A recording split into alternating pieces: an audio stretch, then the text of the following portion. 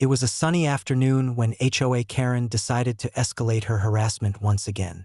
This time, she had taken things to a new level, parking not one, but two of her trucks directly in our garage. Her reasoning was laughably thin. She claimed she needed access to inspect something that didn't exist, convinced herself she had some sort of right, and thought sheer audacity would intimidate us into submission. Karen arrived, waving her hands and shouting over her shoulder, her voice echoing through the property.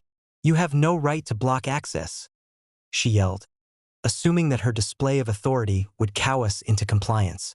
What she didn't realize was that she had underestimated the resilience and ingenuity of my family, particularly Grandpa, who had been quietly observing from the porch. Grandpa, a man of few words but exceptional decisiveness, stepped forward with a calm authority that immediately shifted the energy of the confrontation. Karen, confident and loud moments ago, froze mid-step. He didn't shout. He didn't wave papers or call the cops. Instead, he simply moved toward the trucks with the deliberate composure of someone who knows exactly what they are doing. Within moments, Karen's audacious plan unraveled spectacularly. Grandpa, with a combination of mechanical know-how and strategic positioning, managed to secure the trucks in a way that rendered them immobile. Any attempt by Karen to use them or move them would now have been futile. The expression on her face shifted from defiance to disbelief as she realized she had walked straight into a carefully orchestrated trap. Neighbors, drawn by the commotion, peeked over fences and around corners. They couldn't believe what they were witnessing. Karen, who had previously dominated minor disputes with yelling and threats, now faced the unwavering authority of Grandpa. The community watched silently, captivated by the transformation of a simple property dispute into a full-scale spectacle of karmic justice. Karen tried to argue, waving her arms and calling the situation unfair while demanding access. But Grandpa's calm presence was enough to silence her.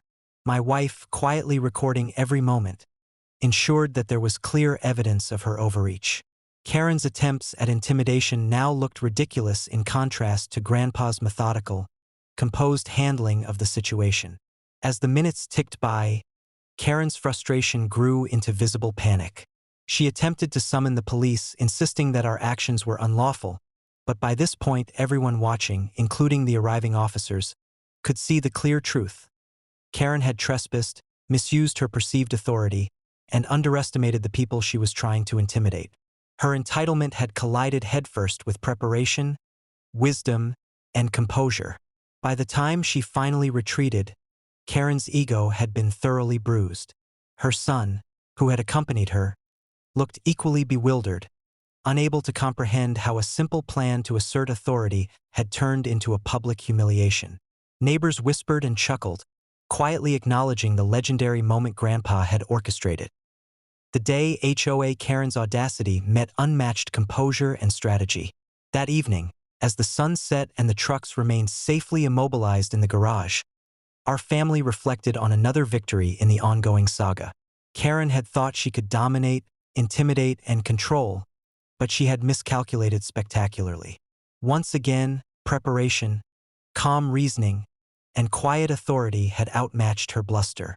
HOA Karen's credibility suffered another significant blow, and the story of her failed attempt would echo throughout the neighborhood for years to come.